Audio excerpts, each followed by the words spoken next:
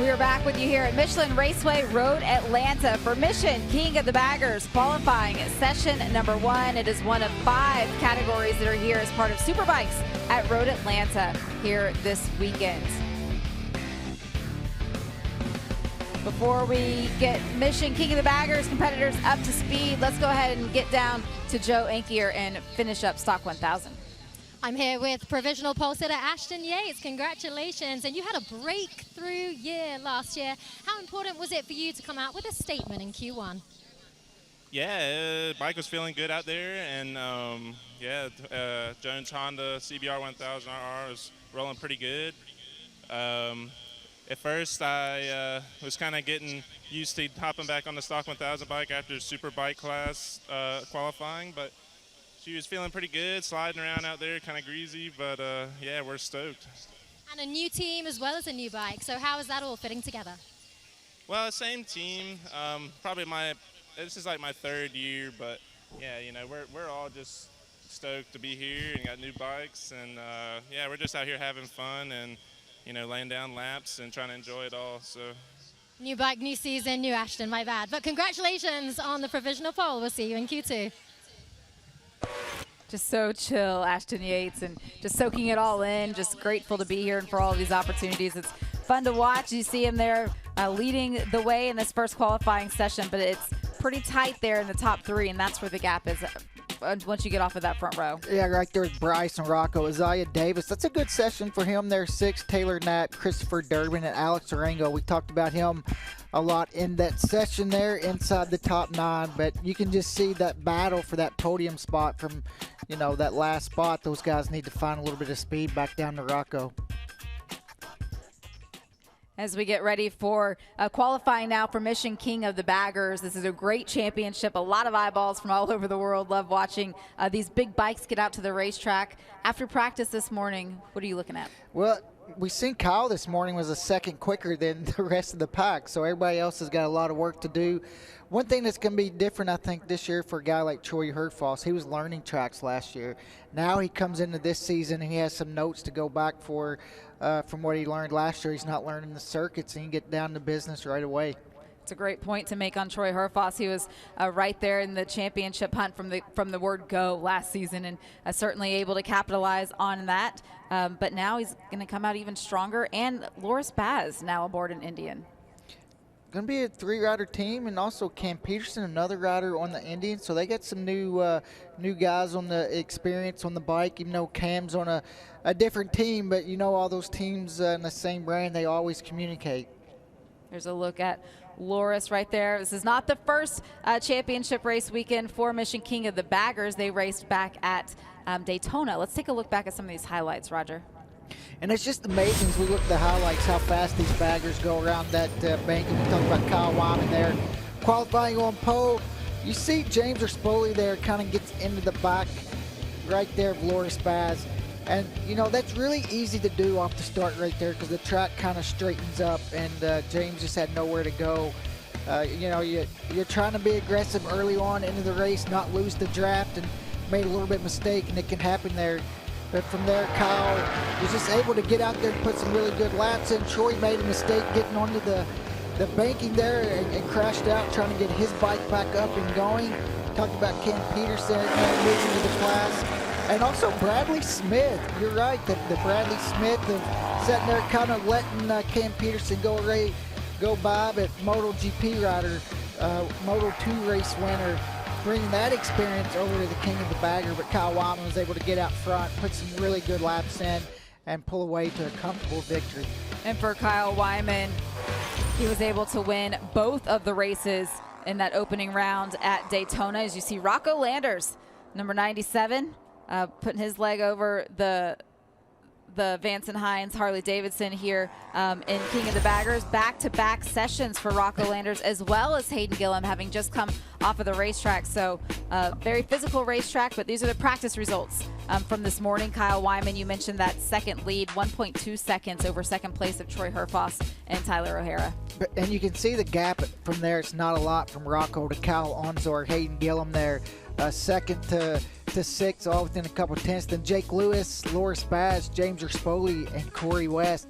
Good session for Jake Lewis, I think, there on the Salmon Harley. That's the closest we've seen him to the front group. All right, as they take a moment to get up to speed for this 25-minute qualifying session, let's take a look, Roger, at Michelin Raceway Road Atlanta. Yeah, really physical, a lot of elevation. You see the turns 2, 3, 4, just back and forth, so much work. Down into turn 5 through 6, the corner with a lot of camber, then turn 7. Such an important corner because you can see the run out of there, that long straightaway. Turn 8, turn 9, both of those are wide open. Hard braking into turn 10. And then you're getting set up over the hill for 11, which you can't see on the other side. Down into turn 12, these baggers in that last corner with the weight going downhill, it's hard to get it slowed down into 12. For some of the riders, we just talked about Rocco Landers, Hayden Gillum coming off of the Stock 1000 machinery and getting ready now to switch completely over to a different platform with these baggers. Here's a look at Rocco Landers. The differences in the weight and the way that the bikes operate, what is it that they're going to be dealing with? I mean, on one hand, you're warmed up and you know the track conditions, but I feel like you would like to at least have 10 minutes to kind of wrap your mind around your shift points, your brake markers, and all that.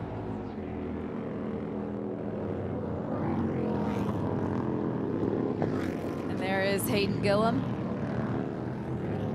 We were just talking about, and for Hayden, wanting to get up to speed, wanting to start putting some results together here for the King of the Baggers, but this is a challenging place to do that. Really challenging, just as hard as it is, and you know he had the Vincent Hines crew had a little bit of a slow start last year. You can see going into this season, they're trying to start really strong, and Hayden, previous class champion, so you know he can get it done. Track temperature now, Roger, after that storm moved through and the sun's been out, track temperature now at 118 degrees. It's gone up from 102 degrees just in the last 45 minutes, so certainly evolving as this afternoon goes on. Yeah, the temperature, you see the humidity, 62%, and the wind, only 2 mile an hour. It's so hot and humid out there, it's tough on these riders and the bikes. There's a look at Kyle Wyman, the number 33. Wanting the number 1 plate back. That was a great battle all of last season between himself and Troy Herfoss, but for Kyle Wyman, he wants to be at the front of it again. Yeah, and really the last couple years, Kyle's missed out on the title by some little mistakes, either him or the team, and I think as long as he keeps that clean throughout this year, we could see it on the pre-show at Daytona. You can see it on Kyle's face, just the way he's out there attacking each session. He wants to get that number 1 plate back for that factory Harley team, and he's got a good shot at it. I think the title, Kyle's going to be one of those guys you're going to fight with it with. See the number 45 right behind Kyle Wyman. That is, there's the number 45, Cameron Peterson. New to this category for this season. You see James Rispoli, he's returning as the teammate to Kyle Wyman, but for Cam Peterson, getting used to this new platform, it's going to take some time. The bike is just different. And not only that, no laps this morning. So you take all the, what you just said, new to the class, learning a new bike, and then you miss the first session. So that's makes it really hard, a lot more pressure on the team, and also for Cam to figure it out. What he needs most is laps, and so he's getting starting on the back foot. If you were with us earlier during our Motivation Supersport coverage, you might have heard Cam Peterson a little bit injured. He had an injury back at Barber Motorsports Park, was not able to race in the second Supersport race that weekend. So back here this weekend, but just not at 100% with this big heavy bike, this physical racetrack. It just makes it that much more challenging. And this is not a track you want to come to with a hand injury. We just seen where they're coming down that first part of the track, the physical left, right, how heavy these bikes are. It's going to make his job tough. It's great to see him out here, though, in multiple categories of MotoAmerica competition. To go to the number 43 of James Rispoli. One of the things that we talk a lot about last year with James in particular is the fact that he was new to this factory Harley-Davidson team and was riding a bike that was built around Kyle Wyman as a rider, and went over the course of last season really worked on getting the bike built around James and getting him something that was comfortable to ride with. He came out really strong at Daytona. It didn't translate to the results that he wanted, but coming out, he was a lot more comfortable and a lot more confident in what he had. Yeah, I think he feels a lot more strong going into this season, and I think they learned some stuff last year that James is different than Kyle, and each rider needs to figure out what they like to make them comfortable. And for James, he just to figure that out, and luckily for him, he's on the factory Harley team, and they're able to meet those resources that James wants. Daytona, that little mistake off the start that he had, it's so easy to do there when he got in the back of Loris. So he missed out on some points, but he's okay.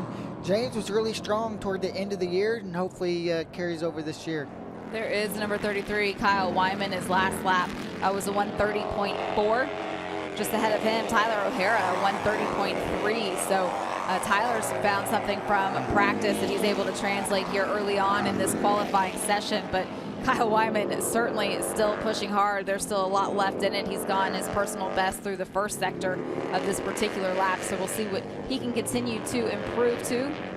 He's going to get a good draft off his teammate too right here, Bradley Smith on the other factory Harley down this long back straightaway. That's a good point. There are 3 teams now under that factory Harley awning, so a lot more information that they're able to work with each race weekend for this championship season. And Kyle Wyman went red through sector number 2, being shown right now over a 10th below that provisional time that Tyler O'Hara set just a moment ago. As he comes down the hill, can he get past his teammate?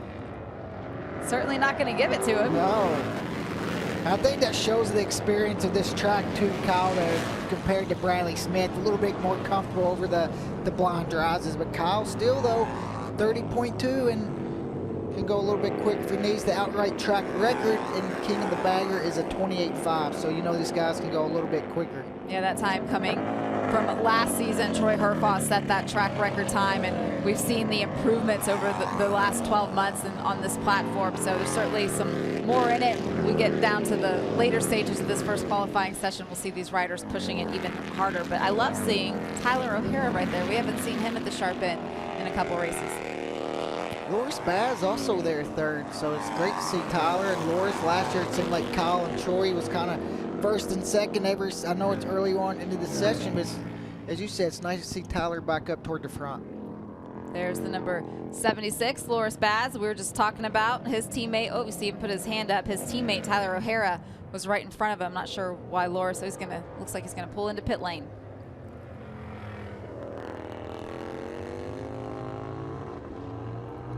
Yeah, but here's the number 29 of Tyler O'Hara. T.O., as we heard Corey West referring to him earlier when he joined us up here in the broadcast booth. But Tyler O'Hara is certainly one of the riders able to get on the bike in multiple categories, go for race wins, go for championship titles. Supermoto champion as well. He did some flat track races too where he made the main event. To your point, definitely a guy that can ride anything with 2 wheels.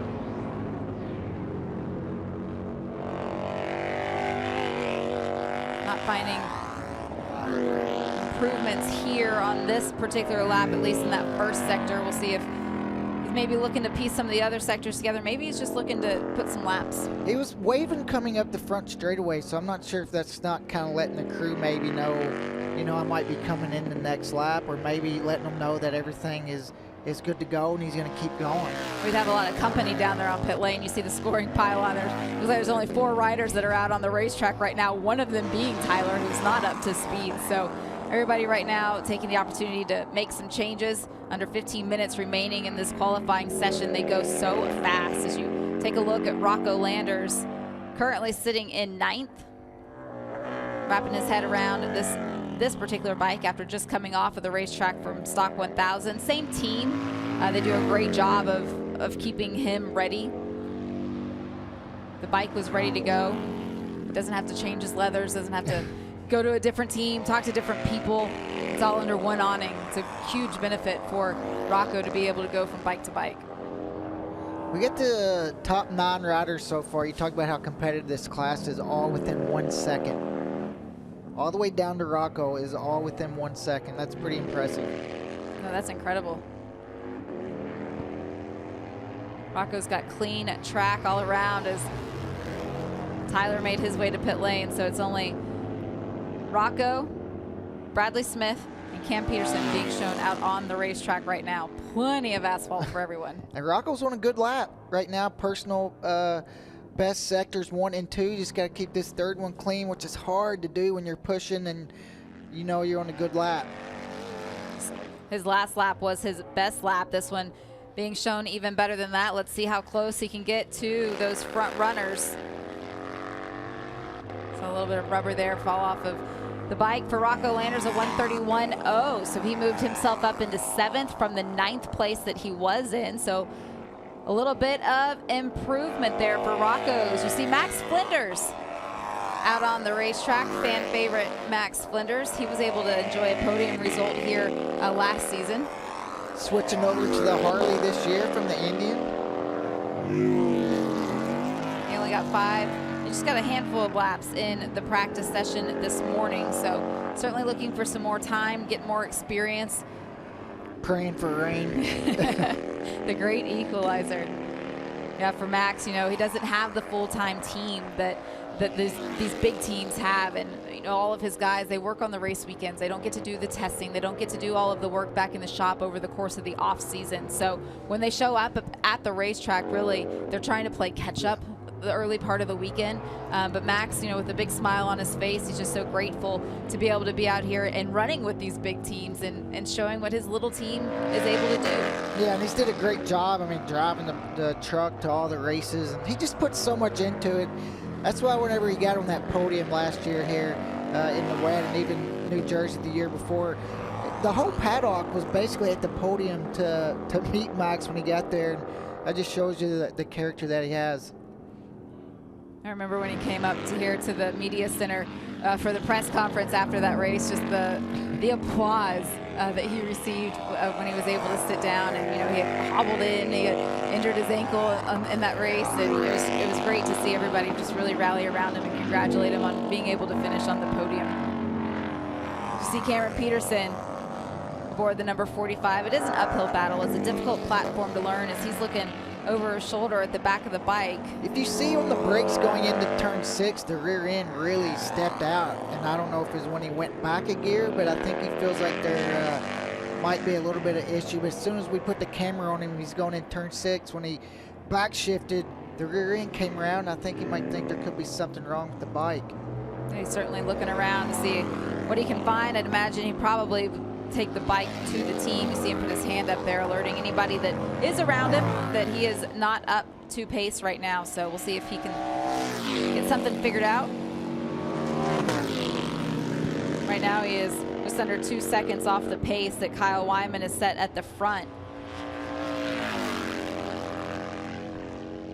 As we go back to Rocco Landers. Seeing if he can improve. It's that second sector for Rocco, that first one, he's only a 10th off. I know he's went quicker in that second sector, but he's losing a chunk of time through there. Oh, and he goes down. Pushing hard on that lap right there in 10B. Just front end, a little bit of chatter, and it went down, so he had opportunity to try to save it. And this is where this category is such a challenge for riders. A lot of times they're able to pick the bike up and get it back underway, but these bikes are so heavy. For Rocco, you know, there's just under 10 minutes left in this session. Corner worker is going to see if they can get the bike up. You can see how heavy these bikes are. And just see hard on the brakes into 10-8. His left-hander's good, but once he goes to the right, just watch that front end. It'll start chattering a little bit, a couple little bumps, and it just went too much before, and he couldn't save it. You could see the big black mark that he left with the front tire, but the bike doesn't flip, so I think for Rocco to try to hurry it, pick it back up, and maybe get it back to the pits with 9 minutes remaining. Maybe he didn't realize how much time was still on the clock as he started to walk away, but going back to the corner workers now, looks like they're taking a look at the bike. That gravel is so deep. It does not look like Rocco's going to try and get on it and get back out there as he's walking across the gravel. That is the wrong way to be able to get back to the team. So I don't think Rocco's going to get any more laps in this first qualifying session. Corner workers are trying to find neutral as well. All right, this is a replay of what you were talking about, Roger, with Cam Peterson. Well, this is when he's coming into the pits. I think he's letting maybe the track officials know that they're too close. You know what I mean? It's a little sketchy with those officials right there. I think maybe you could see something coming out of the bike, though, for Cam Peterson. Is Rocco now a helmet off, watching the rest of this session from the side of the racetrack. That is turn 10. You can see the frustration. Yep. If you're ever out here at Michelin Raceway, it's a great place to spectate. All right, so take a look here. Look at the left side. See that come out of the... Oh, yeah, the fluid there. Yep. On his right side, you can see it. Something's definitely spilling out of that bike. So Cam Peterson's team's going to have to figure out what that is, see if they can get it fixed. There's over 7.5 minutes left in this qualifying session. Where Rocco is right now, this is what I was going to say. If you're ever out here at Michelin Raceway Road Atlanta, if you're watching with us on MotoAmerica Live Plus, turn 10, this is one of the best places to watch racing. In my opinion, anywhere in the country. The grandstands are built into the hillside. Turn 10 is a great place to watch. You can see him coming down that long straightaway. Now that's where Rocco's going to go for the rest of the session. So we see Kyle Onsorg out there aboard the number 78. No longer part of the factory. This is a different program. He's done a lot of test riding in the offseason. He did a lot of test riding for the new Talent Cup as well. He's having a really good weekend this morning there inside the top 5. And this session, too, he's right there at the front. And there is now a red flag in qualifying session 1 for Mission King of the Baggers. Rocco Lander's bike there still at the side of the racetrack. That needs to get moved out of the way. They also might want to look at Cam Peterson, what he was leaking there on the right side of his bike. That's a good point. See what kind of fluid it was and how slippery it could be. Is it a danger as well? So we're going to go to red flag. That means all of the riders will have to make their way down to pit lane. The clock will stop for the time being. Race control will take a look to see how much time they can afford to put back on the clock once we get back to qualifying. And you see Rocco right there on the left of your screen. He sees that red flag and he's thinking, I'm going to get back to the pits. He's starting to get his helmet back on and maybe go pick that bike up. If he can just, the pit entry is right there. But the gravel just makes it so hard. The corner workers, and we talked about the weight of the, the king of the baggers, for them to try to push it out. It's just too much for the corner workers, and Rocco might try to get a ride back in too. He doesn't, as good as that stadium seating is, Jamie, I don't think he wants to check it out. He doesn't want to be out there for sure, but it did not look like he was running over to his bike. It looks like he's trying to get a ride back to pit lane, so they're going to have to move that bike out of the way by another means. And Kyle's wanting to show somebody something. Maybe he sees something on the track. Rocco now the middleman, going to get the corner workers.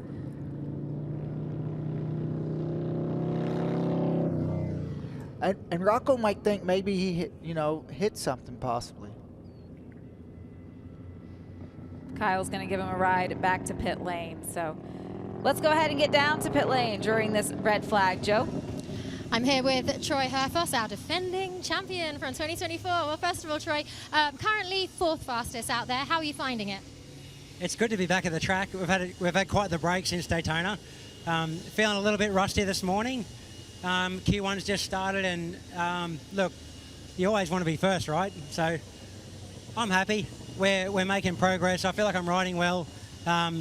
You always learn more when you're having a bit of a struggle, and right now I'm sort of trying to work out why I haven't got the pace I feel like I should, and I'm feeling a lot with the bike. So it's a good session for us. We're just not getting any reward for it yet. So there's been a stoppage now. Let's try and get out with a few minutes to go and get a bit of a reward. That'd be nice. Could it be anything to do with you running a marathon in your off-season? Tell me about that and how that went.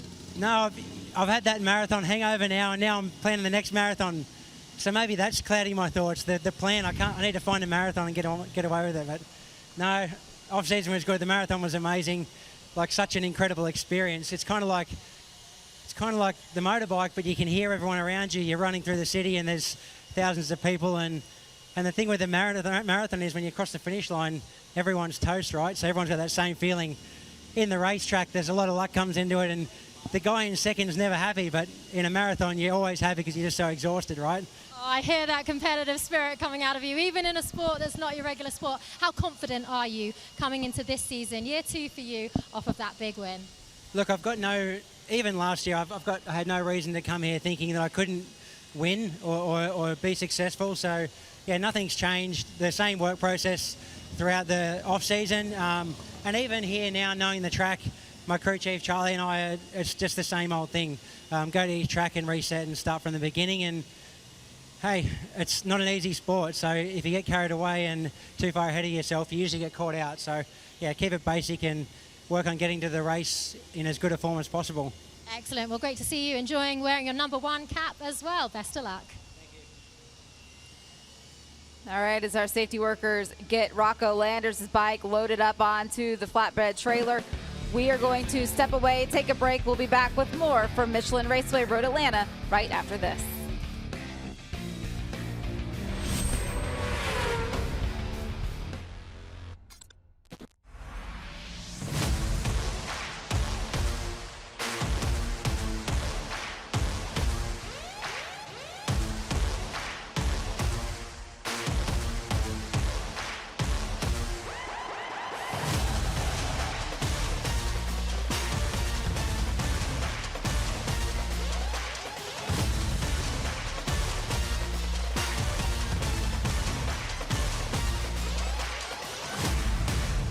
Introducing Spectro Performance Oil's heavy-duty product line.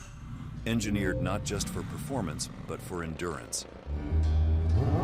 Spectro offers leading engine, transmission, and brake fluid products, which are proudly made in the USA since 1966.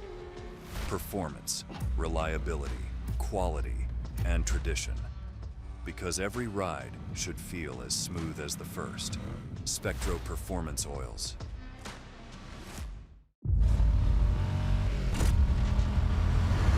It just kind of surpassed all my expectations as far as handling and actually rideability. It's really impressive. This bike handles in the mountains like no other bike I've ever ridden. Sport bike, American touring bike. It's a great hybrid of the two. It sits down in the road. When you hit that throttle and you just take off for the sunset, it drops into that flow and you're gone.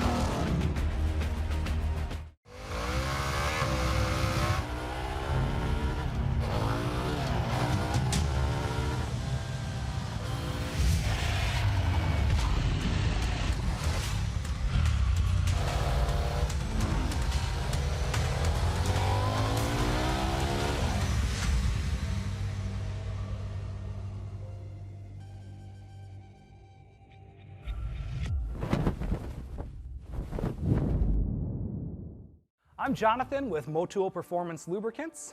We're proud to be the official lubricant of the 2025 King of the Baggers Series with MotoAmerica. Deeply rooted in power sports, Motul has been a pioneer in oil technology, including the first multi-grade oil and the first fully synthetic motor oil in 1971. My name is Dieter Michels. My position is technical expert within Motul Corporate Group. I'm based in Paris, France. You got to distinguish between the typical European architecture of a motorcycle engine and the American and English one. The European is one housing with the engine, clutch and transmission inside. In the European architecture, the oil has to do it all. On the American architecture, you could concentrate on each part and then create the best oil for exactly this application. And that's why we got, for the V-twins, we got 3 different oils. Engine oil, primary, and transmission. Whether you own an American Big Twin, a small European scooter, a leader bike, or anything in between, Motul has you covered. So make sure you get down to your nearest dealer or retailer, shop motul.com, determine what your best needs are, including our wide range of motorcycle care products, and be ready for your next ride with Motul.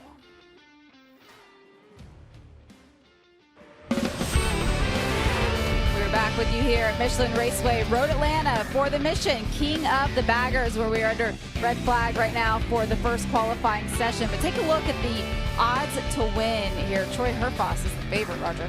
Yeah, I'm looking at Kyle Wyman right there. Pretty strong favorite to win. But if you're looking for a long shot here, look at Bradley Smith and Loris Baz. Those two guys, just looking at the lap times right now, Loris Baz is setting third in this session, and it was pretty quick this morning. So I think Kyle, it'd be tough to bet against him so far this weekend. But if I was looking for a long shot, I'm going Loris Baz. For Bradley Smith, if you put a $20 bet on him with those odds right now, you would get a over $1,000 payout. So it's a pretty Not good a bad payout day. as well. All right, well, track cleanup happens right now. You can see it looked like there was some fluid out there on the racetrack. Let's go ahead and get down to Joe. There, and most importantly, how are you feeling?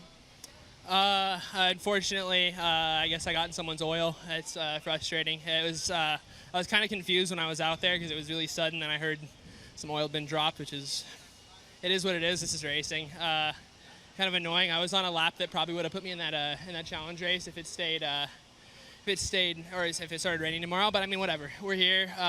Hopefully, it'll stay dry so we can set a good heater in the qualifying too. And yeah. Will you have time to get back out there? No, my bike's toast. Okay. All right. Well, best of luck later. It didn't look that bad, but Roger, Rocco not looking like he's going to get back out there. You can see the track cleanup. That is frustrating, though, that the fluid was out there, and unfortunately he was just caught up in it. Yeah, and unfortunately for him, you get caught up in somebody else's mistake, and really those are the worst, the hardest ones to accept. When you crash pushing or you make a mistake, it's kind of a little bit easier to accept, especially when you're on a good lap like that. But as Rocco said, that's part of racing, and sometimes those things happen, and tomorrow will be a new day. It's a pretty long trail right now that the track safety workers are having to tend to.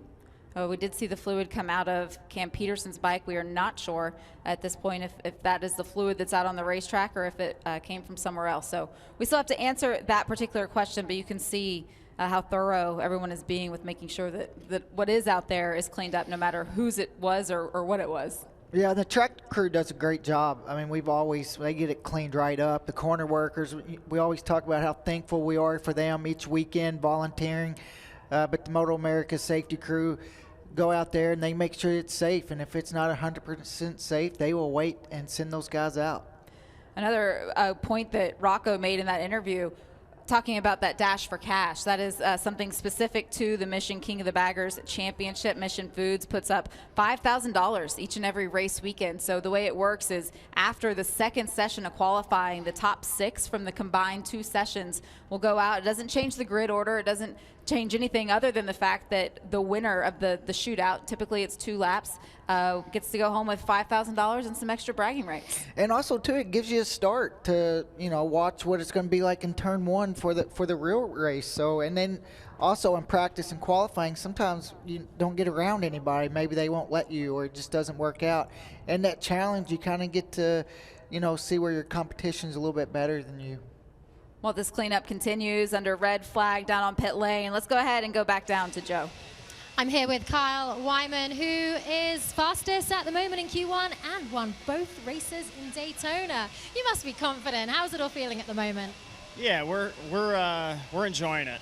We had a little bit of a slow start this morning, but kind of the same thing here. I want to kind of get going, and we haven't really got going and been able to throw down really good laps this afternoon yet. So obviously got the issue they're going to sort out with the track, but bike's feeling good. We made no changes from this morning to the afternoon, so just little tiny tweaks, and yeah, we're looking forward to it. And how is the fire in your belly this season? Because you were so close last year, and then Indy and Troy taking that win. What did you do in the off season, and how is it, that fire that coming into this year? Well, it's been a build, right? I've been pretty close for 3 years, so it's definitely, I am hoping the year that we can get it done, and it's just going to take the same fundamentals and building on the development of the motorcycle, fitness, and really we scored points in every race last year. Keep doing that, we're going to be okay, I think, and I know we still got to win some races, so we're going to keep our head down. Well, you're starting out the right way, that's for sure. Well done, and we'll see you back out there. Thank you, Joe. Yeah, certainly a lot of work still to go in terms of going for a championship, but Kyle Wyman and that whole factory Harley-Davidson team certainly going in the right direction. The clock has been reset. There will be 7 minutes left of qualifying. Once we get back to qualifying action here, we're going to step away, take a break, and we'll be back right after this. From an early age, we race. It's part of who we are. It's in our DNA. For some, the need to keep pushing fuels our lives. At VP Racing, we pour everything we have into creating the industry's best products. For those who put it all on the line, whether it's the track or the trail or wherever you race, they say you can't win them all, but you can sure as hell try. VP Racing, win every race.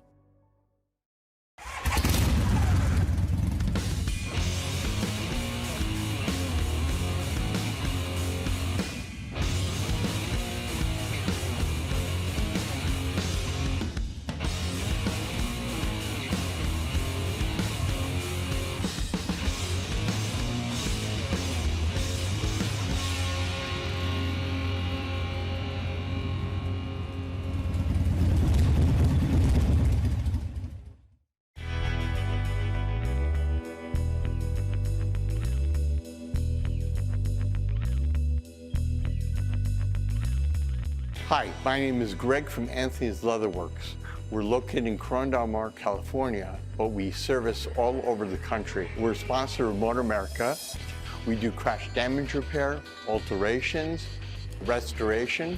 We deal with most major brands. We're authorized for Alpine Star, Dainese, Revit, and all other brands. One of the benefits of Anthony's Leatherworks is we have accessibility to factory parts. So if you bring a Dainese suit in or an Alpine Star suit in, we have the parts available to fix the suits properly. And we were trained by the manufacturers, especially Dainese, to learn how to not just patch something, but to make it work effectively so when you're on the track, it just doesn't look good, but it rides properly.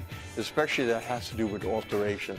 When it comes to alterations, if something doesn't fit you, you tell me what you want to do, but we do it only to a point where we're not going to damage the suit. So when you wear it, it'll function properly. If you have any needs, look at our website at anthonysleatherworks.com. We take things in. Usually our turnaround time is about a week and a half, 2 weeks, and then we can ship it back to you as well. Introducing Spectro Performance Oil's heavy-duty product line.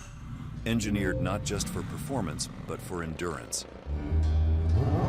Spectro offers leading engine, transmission, and brake fluid products, which are proudly made in the USA since 1966. Performance, reliability, quality, and tradition. Because every ride should feel as smooth as the first. Spectro Performance Oils.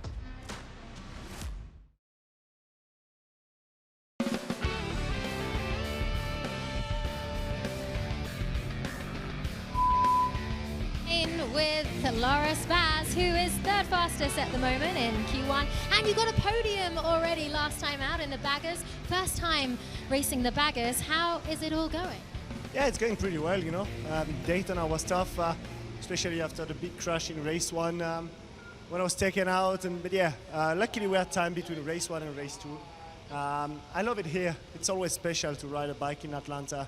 The setup of the bike and everything, it's really different. So we were struggling this morning in FP1, but we did some good change between FP1 and Q1, and yeah, feeling directly much better on the bike. So yeah, we are there in front in the mix with Kyle, Tyler, Troy, James. So yeah, we'll see. Trying to do our best in qualifying and just working a little bit on tire selection, race pace for tomorrow. So yeah, looking forward to it. And what a team to be a part of, as you mentioned, with Troy, with Tyler. I'm sure you're going to say nice things. Everyone's around you, but how's it going with S&S Indian? No, it's super cool. You know, like the wrecking crew, as we are called, it's a real crew, and we had fun. Like we spent quite good time together with Troy and all the guys. We had a coffee addict of the paddock, so we have the best coffee setup in the truck. So we have, yeah, we spent already. It's only the beginning of the season, but we had some really good moments together. But yeah, the most important is to try to get wins and put the Indians on the podiums and show that we are the best bagger, and that's what we all work for. And I can't help but ask you, after hearing your lovely French accent, how was your off-season back in France, I imagine? Yeah, pretty good. Spend time with my family, my dog, a lot of things.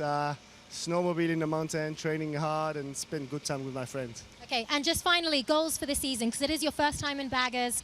You came off with that momentum from getting podiums in Superbike. You had that momentum from getting podiums in Superbike. Goals for this season in baggers? Yeah, sure. I mean, you know, nobody expected me to see in the baggers class, but I'm here. So as long as I'm in a class and in a championship, always give my best, try hard, and work as hard as I will do in Superbike. So yeah, the target is to just help the team and India and SNS to achieve the best result. And what we all want is to see an Indian winning the King of the Bagger title, and that's the most important. Fantastic. Thank you so much. Helmets are on, which means they are getting ready to go out on the track shortly. Yeah, it's just a few moments away from getting back to this first qualifying session. 7 minutes on the clock for Mission King of the Baggers to wrap up this first qualifying session. But you see Cameron Peterson's bike being pushed out of pit lane right now. Roger not going to be back out there to finish out. No, not at all. And it kind of looks like they're going to push it down to Tech and maybe see exactly what happened, but that's not what you want to see for Cam Peterson and also that team as well after missing so many laps this morning. And unfortunately, and you know, just for a rider, you feel bad whenever somebody crashes, whether you know they run into if it's your fault, whether it's oil or whatever. But it's just unfortunate. It's part of racing. One of the things we heard in that interview there from Loris Baz was he said that we struggled this morning. That was in the practice session, and certainly feeling better here in this first qualifying session. He's nearly 2 seconds quicker than what we saw earlier on. And for him, he you know, coming here, he knows the track, but he hasn't been here on the bagger compared to the other guys. And you can just look at the King of the Bagger and tell that bike is going to be totally different than anything else he's rode before. But Loris has made big changes. All right, we're just a couple minutes remaining. We're going to step away for another commercial break, but we'll be back to wrap up qualifying right after this.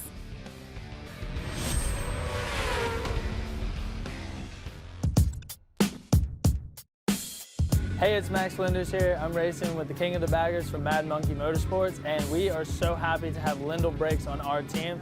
These beasts weigh up to 650 pounds, and we're going 170 miles an hour. So the only way to stop is to have good brakes, and Lindell brakes give us our confidence so we can really hit the brakes, get into the corner, and get out. So with Lindell brakes, my favorite thing about them is the feel. When you're going into the corners, you can really feel how hard you're pulling the brake to make sure you're not making those small mistakes to tuck the front, and you can really feel how much left the tire has into it. And that's what gives me such confidence to really throw this bagger into the corner. Another great part with Lindell brakes, they actually provided our wheels last year that we got our podium with. It was my first ever podium. It was the team's first ever podium. Everyone went absolutely wild. And honestly, the wheels with the flickability and the control that I was having on the bike, I don't think I could have done it without them. So I'm hugely proud to have them as part of our team, and hopefully we can do it again in the future. 8 laps scheduled for this race. It's Mission King of the Baggers, race number 2 for Michelin Raceway Road Atlanta. The lights are on. They're gone, and we're away racing. And up the inside goes the 88 of Flinders, and he's going to take over position from your reigning national champion. What a ride from Max. And with 4 to go, Flinders finds himself with a spot and a chance to get back up on this podium once again.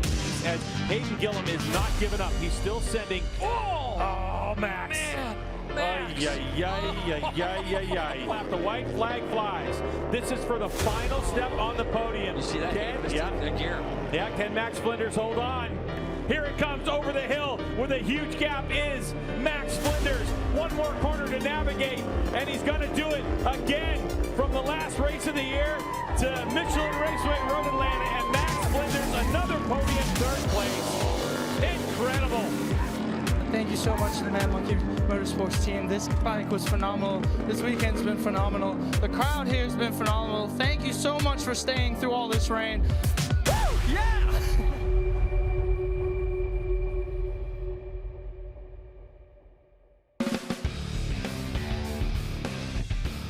We are back with you here at Michelin Raceway Road Atlanta, where the storms moved out and the sunshine is continuing to shine down on this racetrack as wildlife has come out now to enjoy the sunshine as well. We wait to get back underway with the first qualifying session here in Mission King of the Baggers.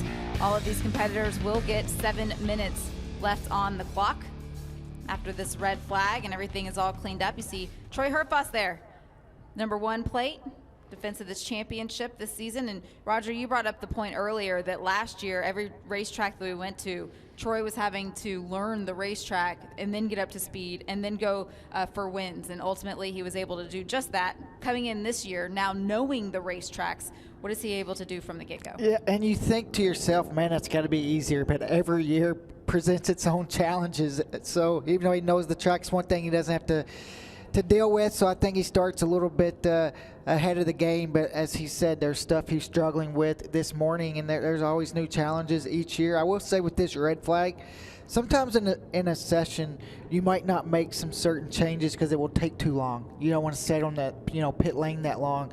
Well, during this red flag, this will give you an opportunity if you wanted to take a big swing at it, and this last 7 minutes, see if it was better or worse. We also saw his teammate Tyler O'Hara down there on pit lane, currently sitting in 2nd place right behind our provisional pole sitter Kyle Wyman. But the gap between the two of them is less than 0.08 of a second. It is so tight between those front two bikes. It's really just tight all the way down to Jake Lewis. But as you said, Kyle and Tyler O'Hara and Loris Baz, I mean, those 3 riders, and even Troy, I mean, they're all within so close to each other. So it's going to be this last 7 minutes is going to tell a big story. See Hayden Gillum out on the racetrack, one of the first riders to get back out there now that the track is open. You can see he just went through the part of the track where the oil dry was, and you can see he's kind of going slow and checking it all out. All right, this opening lap for Hayden now complete. You can see it changes body position, getting ready now for the next couple of laps. It's time to push it a little bit, see how close he can get to the pole sitters. Can he potentially get around him? He is a past championship in this category, a champion over in a Stock 1000 as well. So for Hayden, he certainly knows what his objectives are. He knows how to achieve them. At this point now, it's just about checking him off. We go back to Troy Herfoss. Everybody's taking it pretty easy their first time through turn 10 with all the oil dry, and now I think they know they can get in a good lap.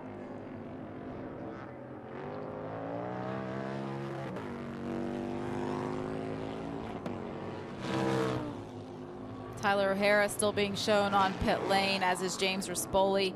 Looks like now everything is reset. Those riders are all out. So everyone going to take advantage. We talked about the 7 minutes that were on the clock, but Roger, as you watched everybody come down and cross start finish line after that first lap, we're down to less than 4.5 minutes. That's how quick it goes. It just goes so quick, and I think that's why you've seen Hayden Gillum out there so early. He's trying to maximize all the time that he can get.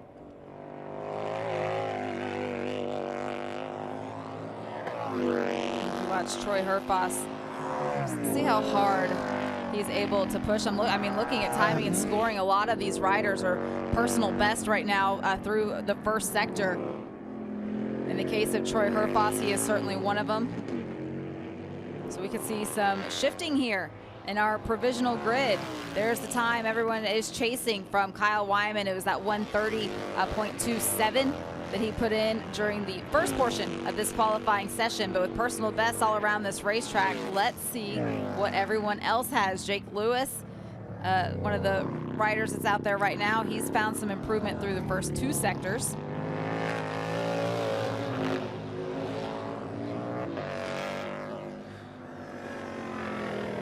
Just hard to get the bagger stopped through there. You can see with the weight pushed them through that last corner. But Troy, first sector was really good, but for Troy, his personal best lap just needs to find a little bit more to get to Kyle. His third sector was really good too, though. He went red, best of anybody through that third sector to improve to that 1:30.4. He's going to get a couple more laps, though. Let's see if he can get any closer, because Kyle Wyman, he's not letting loose either. He's still out there pushing, and right now he's on an even better lap than the one he put in earlier, so they're going to have to continue going if they're going to get any closer to Kyle Wyman. There's number 33. We talk a lot about Willie at this track as Kyle goes through 10A and 10B. Coming up over this rise, same thing for the bagger guys. You see the wheel trying to come up off the ground as they head into the last corner.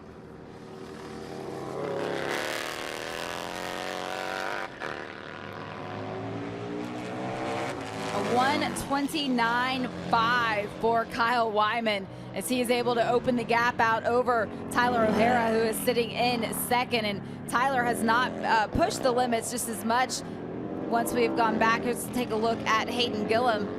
He's one of the riders that's out there pushing right now. Let's see if he can get any closer to Kyle Wyman. Let's take a look. He had a moment just a lap or just a little bit ago, Roger. Take a look at this. Yeah, through that, looks like the chicane there as he's going up over the curb. Got on the throttle hard, just kind of used a little bit more track than he wanted to, upset the bike. This last 7 minutes, I mean, these guys are just throwing everything at it. They're not really thinking about the race pace. They're just trying to get one good lap, and we're seeing some guys having a couple bobbles, just pushing the limit. Loris Baz now has put himself in second.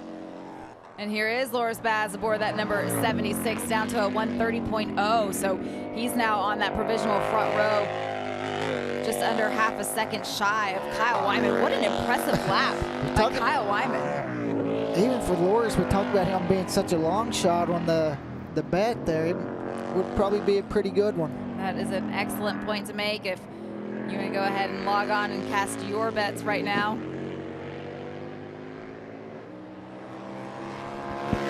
Less than a minute left in this first qualifying session. We continue to watch Loris Baz. The lap that he had just a moment ago was impressive, but he's improving even still on this lap. He's gone personal best through the first two sectors. See how much closer he can get to Kyle Wyman. See him trying to get the power down. Bike moving around a little bit as he comes up over turn 11 into 12. Looks like to me he's getting through there pretty clean. All right, as he comes to the front straightaway. Across the stripe for Loris Baz. It was a 1:29.6. He closed that gap to Kyle Wyman. It was nearly half a second. It is now less than 0.02 of a second. That's how close it is up front. Just a second separates the top 7 right now. You see Troy Herfoss. No improvement that last lap for him. A little bit off of the pace of the rest of the field. Kyle Wyman, though, he is still out there fighting. He went red through that first sector. This is the final lap. You can see Kyle on the screen. The checkered flag has already been shown, so this is the last opportunity. Just second sector wasn't his best, but he's still right there pretty close to his best time. If he has a good third sector, might be able to go a little bit quicker.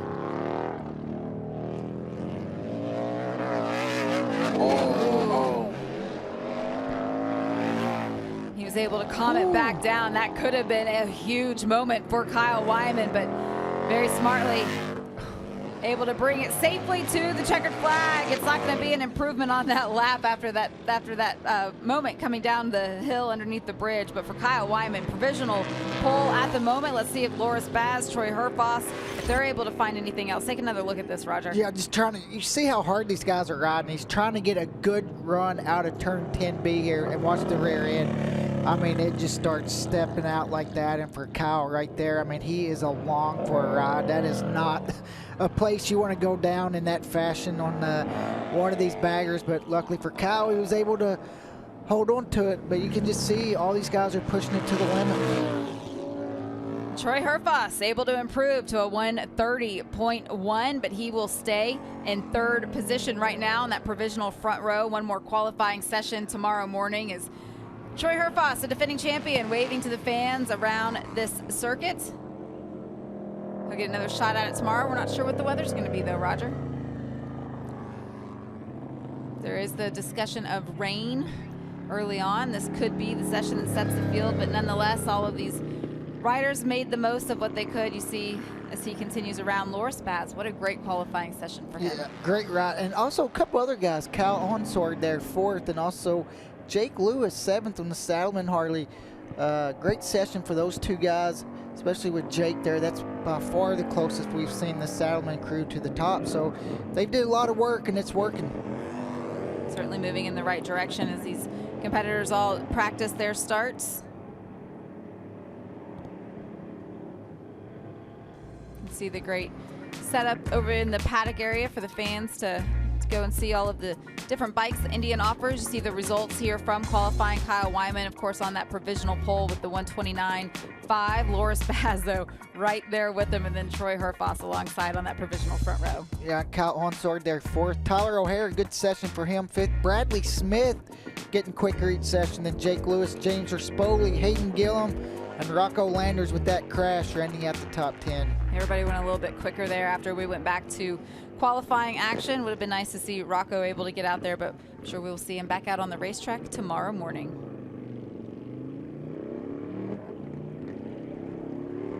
There's Loris Baz.